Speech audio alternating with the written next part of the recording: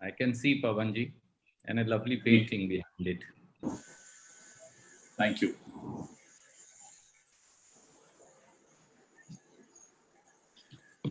Whenever we are ready, just let me know. We are both ready. Shall we? Sir, I'll tell you.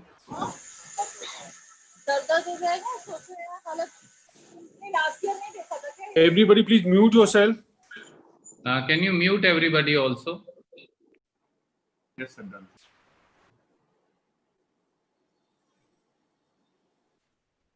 Prashant ji? He's doing it, sir. Yes, sir, we are live now on all platforms. नमस्कार दोस्तों,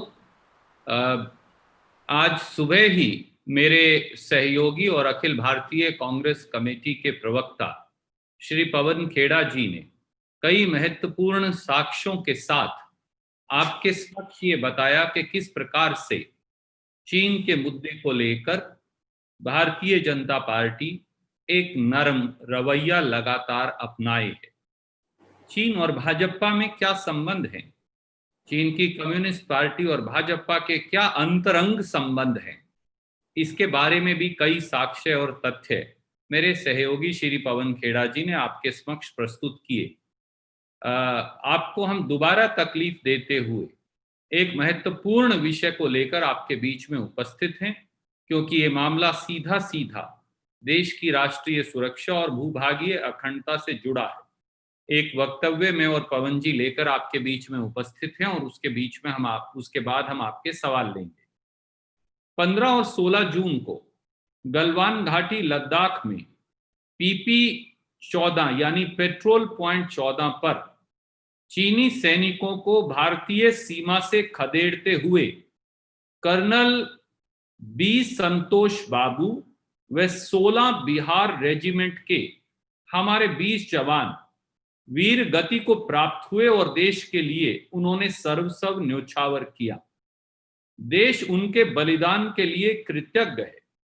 Congress party व देश सेना व सैनिकों के प्रति अपने आदर भाव एवं सेना के साथ दृढ़ता से खड़े रहने के संकल्प को एक बार फिर दोहराती है। उस घटना के बाद 19 जून 2020 को देश के प्रधानमंत्री माननीय श्री नरेंद्र मोदी जी ने सर्वदलीय बैठक को कहा, एंड आई कोट, न तो हमारी सीमा में कोई घुसा है, कौमा न ही कोई घुसा हुआ है और न ही पोस्ट किसी दूसरे के कब्जे में है, अनकोट। भारतीय सीमा में कोई घुसपैठ न होने के प्रधानमंत्री जी के बयान को अगले ही दिन 20 जून 2020 को उन्हीं के विदेश मंत्रालय ने एक लिखित बयान से पूरी तरह नकार दिया, जिसकी एक प्रतिलिपि मैं आपको भेज रहा हूं। पर आज हम और ज्यादा महत्वपूर्ण और संगीन मामला लेकर आपके बीच में उपस्थित हैं। मोदी सरकार बार बार देश को बता रही है कि गलवान घाटी, पेंगोंग सो लेक, हॉट स्प्रिंग्स इलाके में चीनी सेना को पीछे हटाकर यथास्थिति बनाए रखने बारे सरकार बातचीत कर रही है। पर आज देश के हर समाचार पत्र में जो सैटेलाइट तस्वीरें छपी हैं, समाचार पत्रों में जो खबरें छपी हैं, देश के पूर्व आर्मी जर्नलों का जो बयान छपा है, रक्षा विशेषज्ञों की जो राय छपी, उनसे कुछ बातें साफ होती हैं और उन 5 बिंदुओं की मैं आपके समक्ष, आपके माध्यम से देश के समक्ष रखूंगा। पहला, पीछे हटने की बजाय चीनी सेना ने दुस्साहस करते हुए पेट्रोल पॉइंट 14 गलवान घाटी लद्दाख में टेंट इत्यादि दोबारा बना नए सिरे से कब्जा कर लिया है। मैं फिर दोहराता हूं, पीछे हटने की बजाय चीनी सेना ने दुस्साहस करते हुए पेट्रोल पॉइंट 14 गलवान घाटी में टेंट आदि बना और नया निर्माण कर दोबारा कब्जा कर लिया है। देश को याद रहे कि ये वही जगह है जहां से चीनी सेना को खदेड़ते हुए कर्नल बी संतोष बाबू व 16 बिहार रेजिमेंट के हमारे बहादुर जवान वीर गति को प्राप्त हुए थे। नंबर 2, चीनी सेना ने पेंगोंग सो इलाके में फिंगर 4 व फिंगर 8 के बीच नया निर्माण, नए बंकर इत्यादि बना लिए हैं और अपनी घुसपैठ को और ज्यादा मजबूत कर लिया है। तीसरा पॉइंट, पूर्व army commander general DS Hooda के हवाले से छपी खबरों में तो यह भी कहा गया है कि चीनी सेना ने गलवान घाटी के रिवर बेड पर नए सड़क निर्माण, नए सैन्य टेंट, नए सैन्य वाहनों और बुलडोजरों का जमावड़ा बना रखा है और सैटेलाइट तस्वीरों में यह साफ दिख रहा है। नंबर 4, चीनी सेना ने इन तीनों पॉइंट्स के अलावा पूर्वी लद्दाख सेक्टर में भी अपने तोखे व बख्तरबंद रेजिमेंट के साथ लगभग 10,000 सैनिक तैनात कर रखे हैं। नंबर 5, चीनी सेना ने दौलत बेग ओल्डी, जो डीबीओ हमारी रोड है और जिसके आखिर में जाकर हमारा एक हवाई बेस है, चीनी सेना ने दौलत बेग ओल्डी व डेप्सांग सेक्टर, जहां से 2013 में हमने उन्हें पीछे हटाया था, उन दोनों जगह अपने सैन्य कैंपों व वाहनों का जमावड़ा बना लिया है। और याद रहे कि इन दोनों जगह कभी भी चीनी सेना की उपस्थिति नहीं रही थी।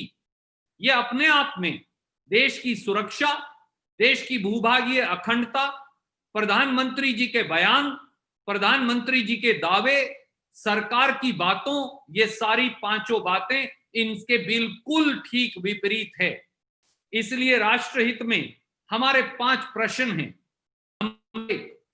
देश के लगभग हर समाचार पत्र, आर्मी जर्नल के बयानात, सैटेलाइट तस्वीरों और रक्षा विशेषज्ञों द्वारा प्रधानमंत्री जी के हमारी सीमा में घुसपैठ ना होने के दावे को साफ तौर पर क्यों झुठला दिया गया है?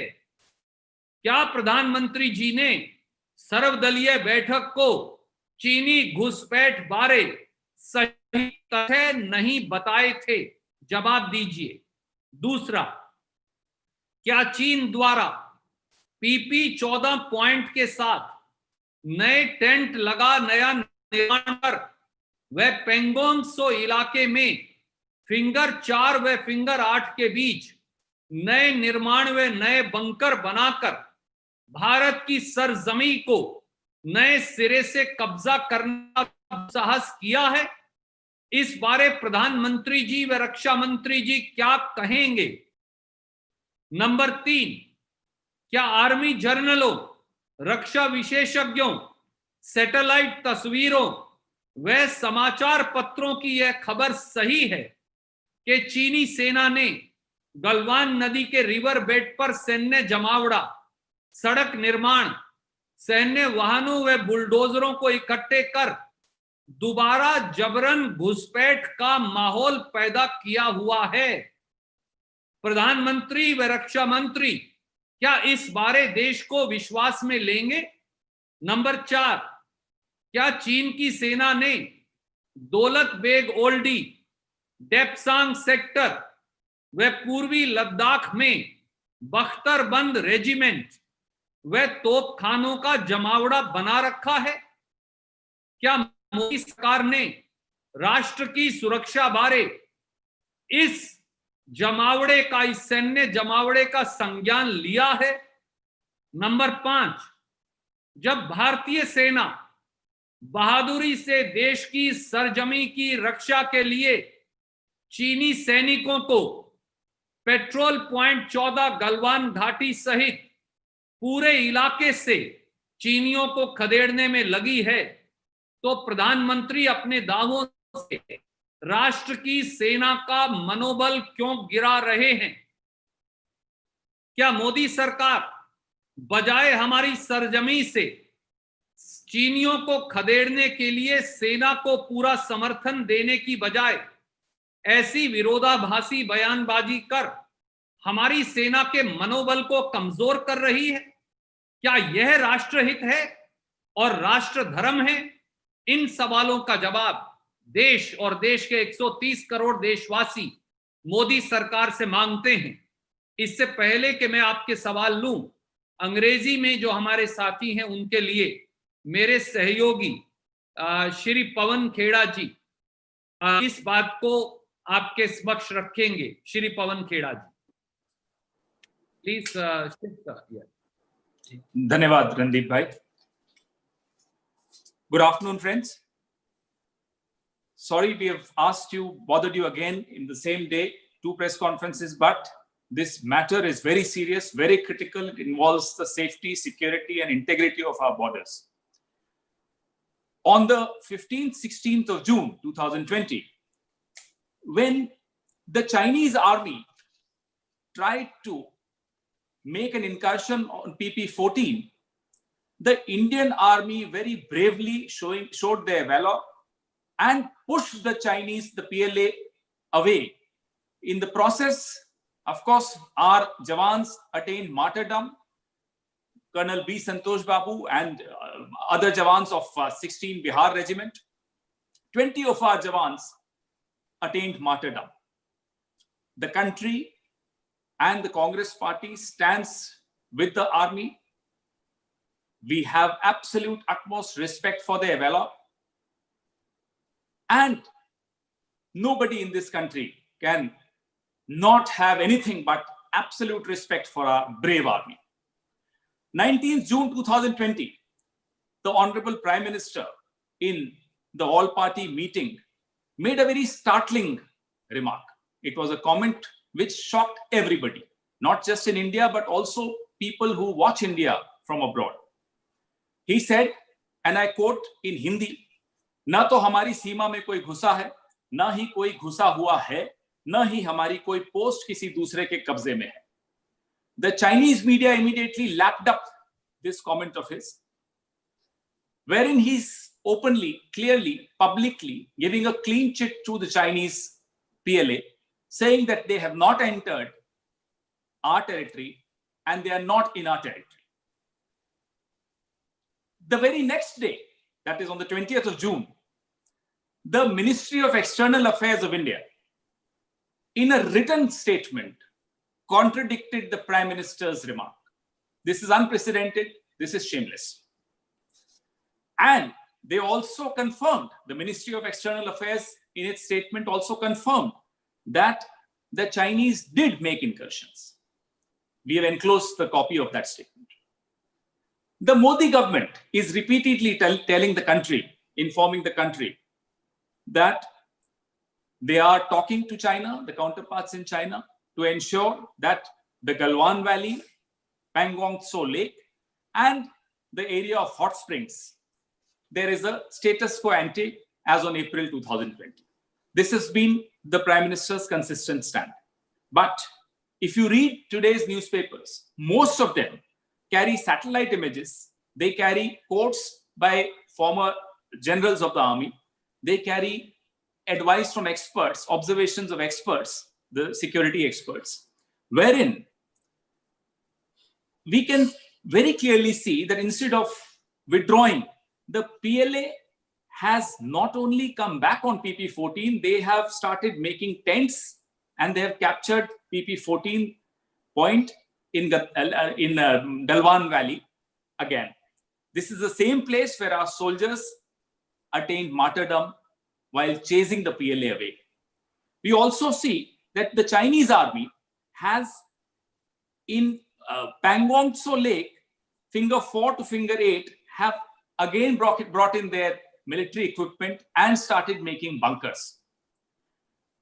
General D.S. Huda has also been quoted in some of these newspapers, wherein he says that in the riverbed of the Galwan River, we can see the Chinese constructing roads. We can see a lot of military vehicles and bulldozers present there, and also their camps. The eastern Ladakh sector also we can see a lot of equipment again, armored vehicles of the Chinese army, and approximately 10,000 PLA soldiers. The Chinese army has also come in the Depsang sector, the Daulat Beg Oldie Road. There also you can see a lot of Chinese army vehicles, armored vehicles. This is unprecedented. The Chinese were never present there. We demand from the Prime Minister on behalf of the country, we have these questions, we demand answers from the Prime Ministers. All the newspaper reports, the quotes by retired army generals and satellite images and the experts who have been opining that the Chinese have made several incursions. Why is the Prime Minister trying to contradict all of them? What is he trying to hide? Did the Prime Minister mislead people in the all-party meeting? Is our second question. We demand whether we were all misled. Has the Chinese army come and erected their tents on PP14 point at the Pangong Tso Lake area from finger 4 to finger 8? New bunkers being constructed by the Chinese army? Are they trying again to make fresh incursions? The Prime Minister and the Defense Minister need to come out clean, take the nation into confidence. When the retired army generals, security experts, satellite images, newspapers are all talking about fresh incursions, construction by Chinese army, the Prime Minister and the Defense Minister are expected to take everybody, every single Indian who is worried today into confidence and tell us what is the way ahead. How are you ensuring that our land, our borders, which have been so valiantly protected by our brave army, are safe? Has the Chinese army also come into the Daulat Beg Oldie Road, the Depsang sector, the eastern Ladakh area with armored vehicles? Has the Prime Minister and the Modi government taken this into taken notice of this fresh incursion? The nation wants to know. When the Indian army has been valiantly pushing the Chinese army away from our territory, isn't the Prime Minister undermining their morale by misleading the country, by giving contradictory statements? One part of the government says one thing and the other part comes and contradicts it. It sends a very demoralizing message to the army. Is it in national interest for the Prime Minister to mislead the nation? Is our next question. Questions and answers, please. Thank you. Thank you, Pawan ji. We will invite questions one by one. Please indicate सवाल जो पूछने हो आप एक-एक करके पूछें. पहले suo motu से सवाल लेंगे.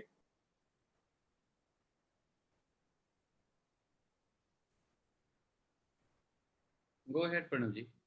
हाँ, मैं आमंत्रित करता हूँ साथियों से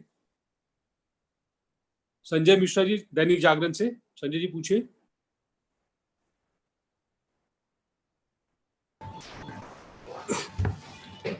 नमस्कार रणदीप जी, आवाज आ रही है मेरी? नमस्कार संजय जी, आपकी आवाज सुन रही. सवाल पूछिए. मेरा सवाल इसी से जुड़ा हुआ है कि एक कंसिस्टेंट डिजाइन दिख रहा है सरकार बीजेपी का कि इस इंकर्सन से जो है वो डाइवर्शन टैक्टिक्स का एवरी डे अगर देखें, चाहे वो कभी सियाचिन का मुद्दा हो या कभी कांग्रेस के लीडरशिप का इशू हो या कांग्रेस सीडब्ल्यूसी का इशू हो, कहीं ना कहीं इंटरनल इश्यूज पे पार्टी लेके आ रही है. तो क्या कांग्रेस पार्टी का जो स्ट्रैटेजी है, लगता नहीं है कि आप कहीं ना कहीं लैग कर रहे हैं, कि आप डिस्कशन को या फोकस नहीं कर पा रहे हैं कि सरकार से सीधे कन्फ्रंट करें? सरकार डाइवर्सन टैक्टिक्स में आ रही है और आप जो है शायद डिस्कोर्स को सरकार के साथ 1-to-1 पे नहीं ले जा रहे हैं, एक इशू पे. आदरणीय मित्र, भटकाता कौन है? भटकाता वो है जो असत्य बोलता है, जो झूठ बोलता है, जिसे सच्चाई पर पर्दा डालना है, जिसे भारत की सेना के मनोबल को कमजोर करना है। मैं बड़ी विनम्रता से देश के प्रधानमंत्री श्री नरेंद्र मोदी जी और भाजपा के नेताओं से ये कहूंगा, पूरा देश सेना के साथ खड़ा है, सरकार के चीन के खिलाफ सीमा की रक्षा करने के लिए उठाए गए हर कदम के साथ खड़ा है। पूरा देश मिलकर हमारी सेना की दृढ़ता और संकल्प उसको मजबूत करना चाहता है, समेत भारतीय राष्ट्रीय कांग्रेस के हर नेता और कार्यकर्ता के। पर दुर्भाग्य से चीन से लड़ने की बजाय मोदी जी और उनकी पार्टी भारतीय जनता पार्टी कांग्रेस से लड़ रही है। मेरा ये उनसे अनुरोध है, आज पूरा देश इकट्ठा है, राष्ट्रहित और राजधर्म आज दलगत हितों से बड़ा है। झूठ और असत्य देश को बरगलाने और भटकाने से काम नहीं चलेगा, सच्चाई का सामना करने से काम चलेगा। मजबूती से हमारी सैनिकों को समर्थन देने से काम चलेगा। हमारी सेना के साथ दृढ़ता से खड़े हो, उन्हें हर प्रकार से हमारी सीमा की रक्षा करने का संकल्प आगे बढ़ाने से काम चलेगा। और आइए इसमें मिलकर इस यज्ञ, इस संकल्प, इस दृढ़ कर्तव्य के अंदर हम सब शामिल हों। मोदी जी और भाजपा को कांग्रेस लड़ने की बजाय सैनिक और सेना के समर्थन और चीन से लड़ने में अपना ध्यान लगाना चाहिए। और अब ये जो नया दुस्साहस हुआ है, पेट्रोल पॉइंट 14 और गलवान घाटी पर नए सिरे से टेंट लगा कब्जा करने का, पीपी 4 से हमारी फिंगर 4 से फिंगर 8 के बीच पैंगोंग सो इलाके में नए बंकर बनाने का, गलवान नदी के रिवर बेड में नए सैन्य जमावड़े का, यहां तक कि डेप्सांग सेक्टर और दौलत बेग ओल्डी में नए सैन्य जमावड़े का, इसके विरुद्ध राष्ट्रीय सुरक्षा का और देश की भूभागीय अखंडता का हर कदम जो हमारी सेना उठाएगी, हमारी सरकार को उसके समर्थन में खड़े होना है। और सेना और सरकार के साथ पूरा देश खड़ा है। बजाय कांग्रेस से लड़ने के, चीन से लड़ने का काम कीजिए और हमारी भूभागीय अखंडता की रक्षा कीजिए। हमारी ये मोदी जी और भाजपाइयों से राय है। धन्यवाद। Thank you, sir. Please ask the next question. Who wants to ask the next question? Tamia, Rakesh. Sir, मैं पूछूं प्रीति Sir, I सहारा want से। to ask a question to Surjewala sir. One by one, Sir, because this I is- can't hear it both. हाँ, बारी-बारी से पूछ ले। Yeah, sir, this is Samia here, sir. I wanted to ask you a question about a particular story that we have done about Rajiv Gandhi Foundation having received donation from the Chinese People's Republic Embassy back in 2005 to 2006. Now, the government has also brought this up in a big way to say that the Communist Party does not hold a moral ground to question why the government, or for that matter, anything against the China, because the Communist Party has been receiving donations at the Rajiv Gandhi Foundation through the Chinese limb. So, how do you respond to this statement, sir? Because they've also been saying that the Congress had held several MOUs back in the day under the UPA government with China, and the free trade agreement was also in favor of China. So, your response on the Congress Party, sir? My friend, does anybody in this country want or justify or say that they are sanctioning Chinese transgression into our territory? The answer would obviously be no, including that of your channel. Please stop living in 2005 and start answering questions in 2020. The facts today are sacrosanct, and the facts are, including shown on your channel. Number one, that Chinese have made fresh transgressions on Petrol Point 14 in Galwan Ghati, where 20 of our soldiers, including Colonel B. Santosh Babu, laid down their lives in defending the motherland. What does the government have to say about it? Number two, there are fresh satellite images, expert opinion, security experts and former army journals saying that China has made fresh transgressions and constructed new bunkers between Finger 4 and Finger 8 in Pangong Tso Lake area. This is a grave and new provocation if true. What does the government and the Prime Minister and the Defense Minister have to say about it? Number three, Chinese army have made serious build-up, including artillery and guns in the area of Daulat Beg Oldie sector, which is our airfield, as also in the Depsang sector. From they were pushed back in the year 2013. What does the government have to say about these fresh incursions? Number four, if every news channel and every newspaper and every security expert and every satellite image and every army journal is speaking about repeated incursion and Chinese build-up, why is Prime Minister demoralizing our armed forces by saying that not a single incursion has ever taken place, nor is anybody present in our territory? Number five, when a decorated army journal like Journal D.S. Hooda has come forward and told a leading English daily that the satellite imagery reflect construction of new roads on the riverbed of Galwan River, constructing and erecting new tents, presence of large number of Chinese army vehicles and bulldozers, why is government mum about it? And lastly, why is government mum about further Chinese presence in the entire eastern Ladakh area?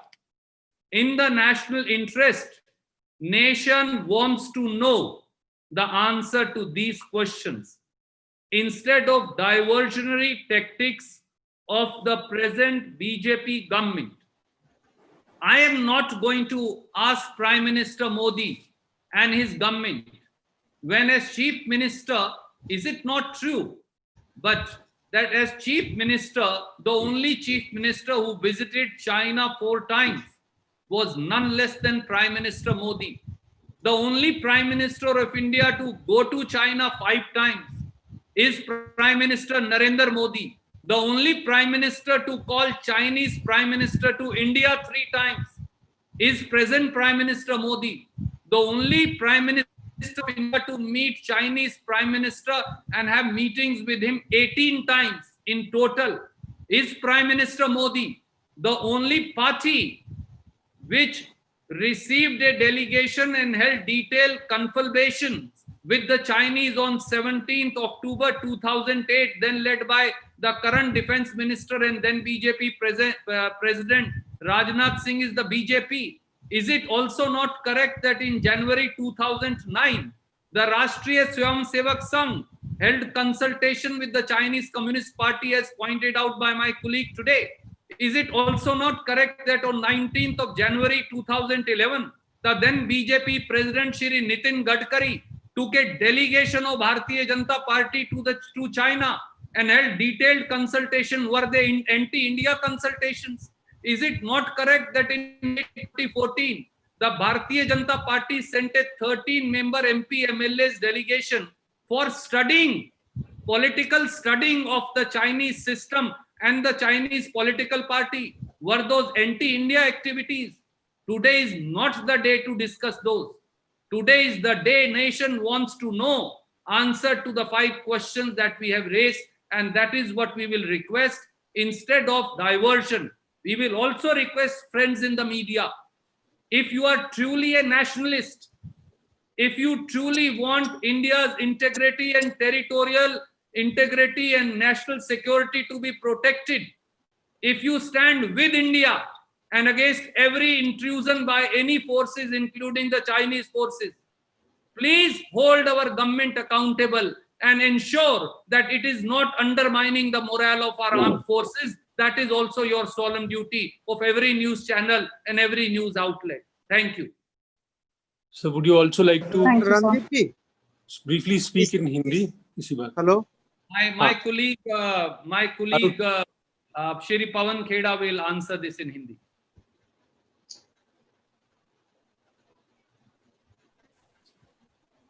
आज जब पूरा देश चिंतित है अपनी सीमाओं को लेकर, आज जब तमाम पत्रकार बंधु, पुराने हमारे जो सेवानिवृत्त डेकोरेटेड अफसर, जनरल्स, रक्षा विशेषज्ञ, सैटेलाइट इमेजरी, सब चीजें एक बात बता रही हैं और सरकार उस बात से कन्नी काट रही है, सरकार उस बात पर सामने आकर जवाब नहीं देना चाहती, सरकार हम सबको विश्वास में लेकर नहीं चलना चाहती, सरकार सेना का मनोबल गिरा रही। ऐसे में सरकार सुबह से शाम तक सिर्फ और सिर्फ किस तरह से इस मुद्दे से ध्यान बटाया जाए उसमें लगी रहेगी। आज जब पूरा देश चाहता है कि हम सब सेना के पीछे खड़े हों और हम चीन से लड़ें, तो सरकार कांग्रेस से लड़ेगी, सरकार विपक्ष से लड़ेगी, सरकार उन सब से लड़ेगी जो प्रश्न पूछ रहे हैं, वो तमाम प्रश्न जो आज इस सरकार को असहज कर रहे हैं।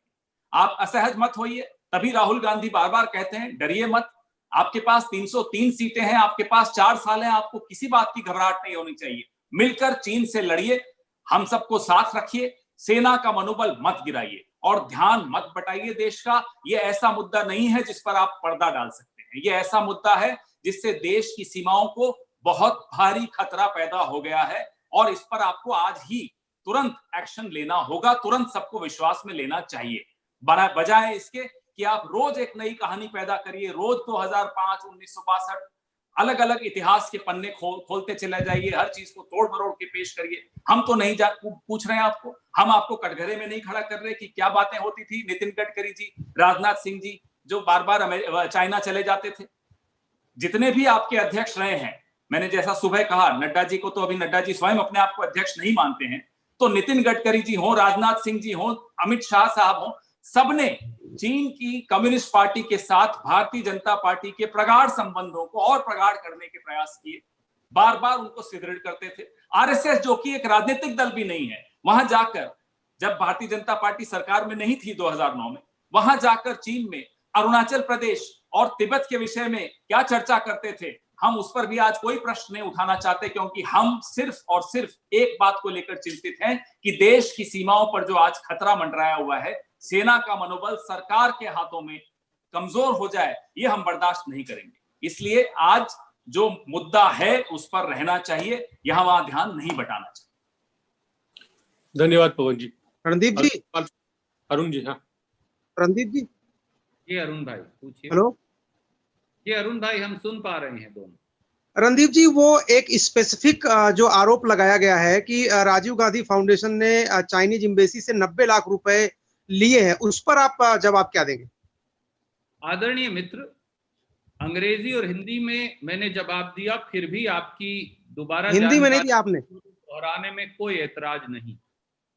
1962, 1967, 2005-6, 2013 में जीने की बजाय आज इस मौके पर चीन दुस्साहस कर दोबारा भारत की सीमा पर कब्जा कर रहा है और सरकार आंखें मूंदे केवल और केवल विपक्ष पर हमले में व्यस्त है। चीनी हमले का जवाब नहीं देने के लिए समय या साहस या सक्षमता हमारी सेना के मनोबल को तोड़ने का प्रयास किया जा रहा है और हर मामले को भटकाने का प्रयास किया जा रहा है। भटकाइए मत, असत्य मत बोलिए, झूठ मत बोलिए, भटकिए मत। आप वाद विवाद में देश की सुरक्षा को मत उलझाइए। देश की सुरक्षा वाद और विवाद का, आरोप प्रत्यारोप का विषय हो ही नहीं सकता। अगर ऐसा कोई कर रहा है तो वो राष्ट्र धर्म के खिलाफ खड़ा है। और ऐसे में हमारा सीधा सवाल है, 5 प्रश्न जो मौजूदा हालात में समय आपके समेत आपके टेलीविजन चैनल और आपकी ऑनलाइन खबरों ने दिखाए, मैं नहीं कह रहा, आप चैनल दिखा रहा था कल भी और आज भी। तो क्या ये सवाल राष्ट्रीय सुरक्षा से जो जुड़े हैं, देश की भूभागीय अखंडता से जो जुड़े हैं, चीन द्वारा पेट्रोल पॉइंट 14 पर दोबारा टेंट बनाने से जुड़े हैं, ऐसे दुस्साहस से जुड़े हैं जिससे हमारे सैनिक जो वीर गति को प्राप्त हुए, उनकी जो कुर्बानी है अपने आप में, वो कुर्बानी जिसको पूरा देश सलाम करता है और सर झुकाए खड़ा है, क्या आप उस कुर्बानी को व्यर्थ जाने देंगे? क्या आप चीन को पेट्रोल पॉइंट 14 पर टेंट बनाकर दोबारा कब्जा करने देने के पक्षधर हैं?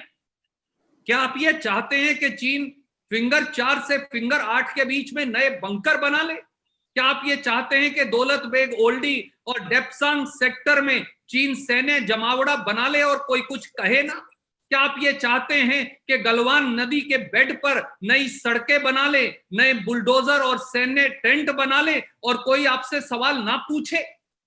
ये राष्ट्र धर्म के खिलाफ है मेरे मित्र, और मुझे उम्मीद है कि आपका चैनल भी ये साहस दिखाएगा कि जो आपने दिखाया था, आप वो प्रश्न सरकार और सरकार के उन प्रवक्ताओं से पूछेंगे जो दिन रात केवल असत्य बोल देश को भटकाने में लगे हैं। धन्यवाद सर। अगले सवाल पे हम बढ़ते हैं। राकेश कपूर जी। सुरजेवाला जी नमस्कार। नमस्कार कपूर। अच्छा, मेरा सवाल ये है कि जिस तरीके से यहाँ पर आपने बताया कि पेगोंग सो लेक और पॉइंट 14 गलवान घाटी में, वहां पर पॉइंट 14 पे पुनः सैन्य ढांचा खड़ा कर लिया है चीनी सैनिकों ने, और पूरी जो ये DSDBO रोड है जो दौलत बेग ओल्डी और सैमसंग जो सेक्टर है वहां तक जाती है, उसके पूरी सड़क पर, थोड़ा प्रश्न लंबा हो रहा है लेकिन मैं इसको छोटा करता हूँ कि क्या ये इस प्रकार से पुनः सैन्य जमावड़ा होना और उसी जगह जहां 20 सैनिकों ने शहादत दी, वहां पर हमारे भारतीय सैनिकों के हाथ बंधे हुए हैं क्या उन्हें पुनः करने की इजाजत दे करके, जो अभी कहा गया था कि सेना को आदेश दे दिए गए हैं कि वो वाजिब जवाब दें, तो क्या वाजिब जवाब देने से उनको रोका जा रहा है क्या? नंबर 1। नंबर 2, आपने अरुणाचल का जिक्र नहीं किया अपने वक्तव्य में। अरुणाचल में भी 50-60 किलोमीटर का हिस्सा उनके कब्जे में आ गया। मैं आपके दोनों सवालों का आदरणीय कपूर साहब बारी बारी से जवाब दूंगा। ये मैं या पवन खेड़ा जी नहीं कह रहे, आज के अखबारों में सैटेलाइट की तस्वीरें, और मैंने इसलिए 11 अखबारों की सैटेलाइट तस्वीरें सहित करतने आपके ही अखबारों की आपको जारी की हैं, अनेक्शर A2 के तौर पर मेरी प्रेस विज्ञप्ति के। आज के हर अखबार में सैटेलाइट की तस्वीरें, रक्षा विशेषज्ञों के बयानात, फौज के डेकोरेटेड जर्नलों के बयानात, और अखबार जो अपने तरीके से जानकारी निकाल कर लाते हैं, उसमें ये 5 सनसनीखेज और चौंकाने वाले तथ्य हैं। हम सब ये जानते हैं कि पेट्रोल पॉइंट 14 पर अगर चीनी सेना का कब्जा हो गया तो फिर कारगिल जैसी परिस्थिति होती है, क्योंकि वो हमारी DBO रोड को सीधे सीधे निशाना बना सकते हैं, और इसलिए पेट्रोल पॉइंट 14 सामरिक दृष्टि से अति महत्वपूर्ण है। और अगर चीनी सेना ने दोबारा से वहां टेंट बना लिया, जिन चीनी सैनिकों को खदेड़ते हुए हमारे 20 जवान शहीद हुए थे, तो अपने आप में ये सरकार की काबिलियत और क्षमता पर एक बड़ा प्रश्न चिन्ह है।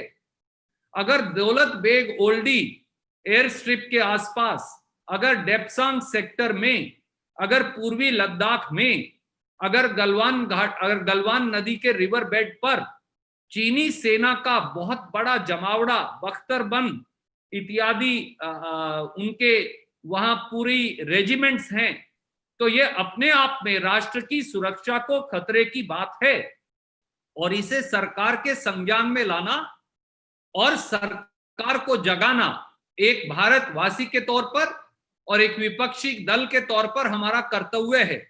मैं यहां यह भी कहूंगा कि हमारी सेनाओं और सैनिकों के बहादुरी को, उनकी क्षमता और काबिलियत को चीन समेत कोई भी कम ना आंक ले, क्योंकि हमारी सेना को अगर खुली छूट दे दी गई तो भारत की जमीन की 1 इंच पर भी कोई व्यक्ति समेत चाइना के न कब्जा कर सकता, न कब्जा बनाए रख सकता। अगर कमी कहीं है तो वो हमारे प्रधानमंत्री और सरकार की है, जो सेना का मनोबल गिरा रहे हैं। आपका दूसरा प्रश्न जो अरुणाचल को लेकर था, कल मेरे 2 सहयोगियों, वरिष्ठ पूर्व मंत्री मनीष तिवारी जी व हमारे सांसद और नॉर्थ ईस्ट के प्रभारी गौरव गोगोई जी ने भाजपा के सांसद के बयान के साथ पूरे तथ्य अरुणाचल प्रदेश में चीनी मौजूदगी को लेकर आपके समक्ष रखे, और जब वो सारे तथ्य वो रख चुके तो मैंने आज उसे दोहराकर आपका समय नहीं लिया। पर मैं आपसे सहमत हूं कि ये एक महत्वपूर्ण और संगीन मामला है, राष्ट्रीय सुरक्षा और भूभागीय अखंडता से जुड़ा हुआ। धन्यवाद। कैन वी कंक्लूड प्रणव जी? मेरा सवाल रह गया था। जी मैंने भी हाथ उठा रखा है। प्रीति पूछ ले। जी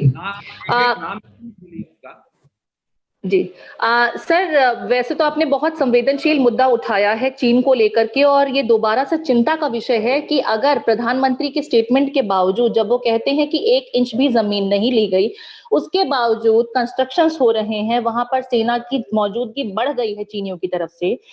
कांग्रेस पार्टी कोरोना काल से लेकर के अब तक ऐसे बहुत से मुद्दे हैं जो जनता से जुड़े हुए हैं या देश से जुड़े हुए हैं, लगातार उठाती जा रही है।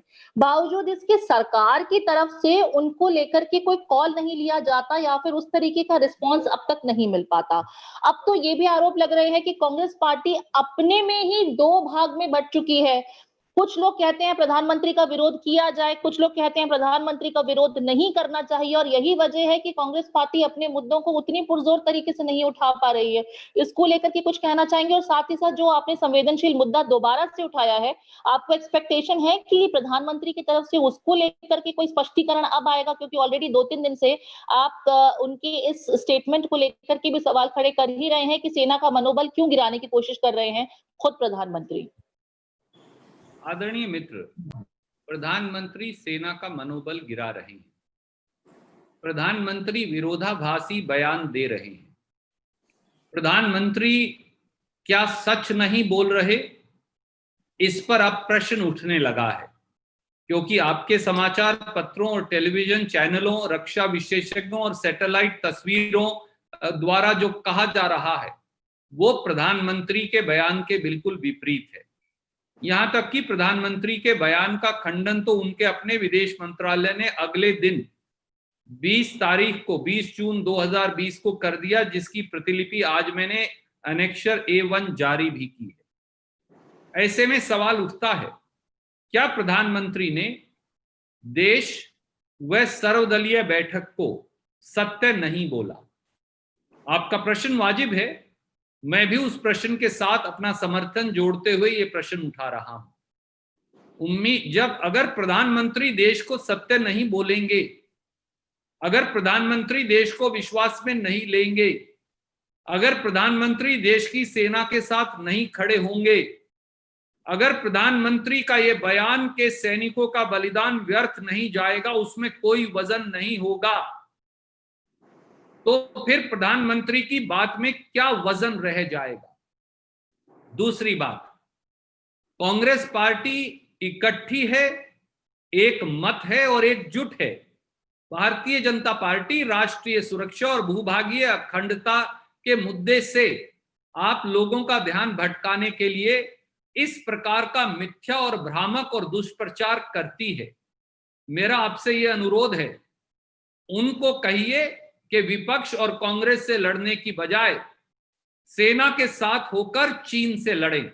यही सच्चा राष्ट्र धर्म है। धन्यवाद। बिलाल जी, आपका सवाल रहता है अभी भी? हाँ, मेरा एक सवाल है रवनीत जी। सवाल मेरे कुलीग पवन खेड़ा जी लेंगे। बिलाल जी। ठीक है, थैंक यू।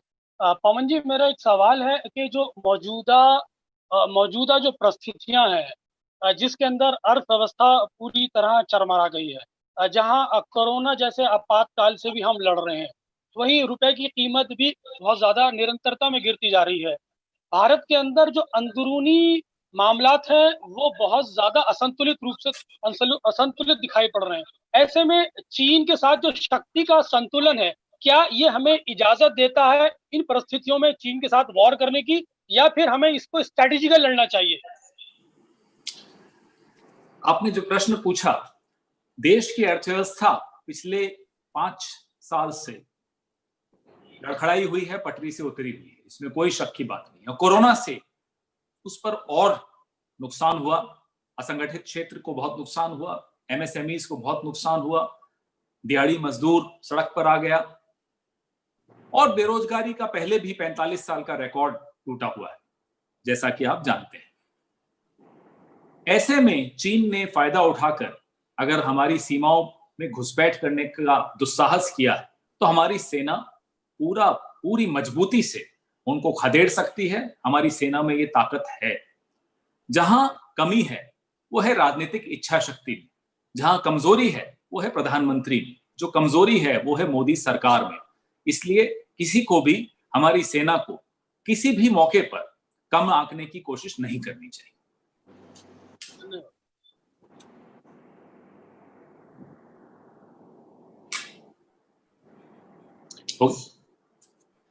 जी दीप जी, रमन बोल रहा हूँ।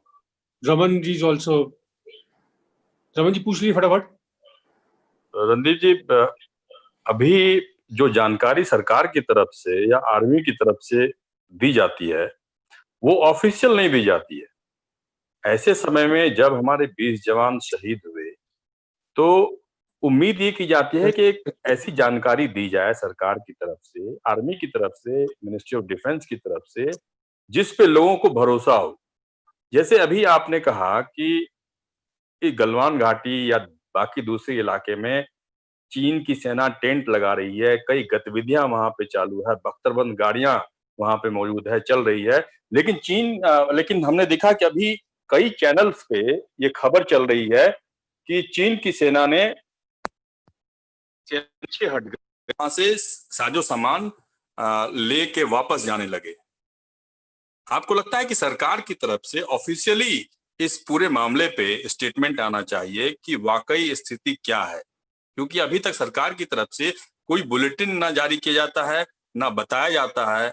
लोग अपने अपने हिसाब से कयास लगाते हैं, अपने हिसाब से चलाते हैं। सच्चाई क्या है किसी को पता नहीं चलता। रमन जी, मैं आपकी बात से पूर्णतः सहमत हूं।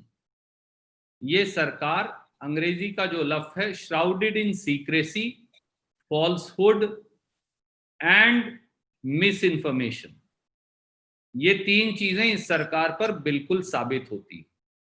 हर बात को गुप्त रखना, दुष्प्रचार करना और झूठे तथ्यों को व्हाट्सएप यूनिवर्सिटी के माध्यम से चुने हुए पत्रकारों को भेजकर चुनी हुई डिबेट्स टेलीविजन पर करवाना, ये इस सरकार का चाल चेहरा और चरित्र बन गया है।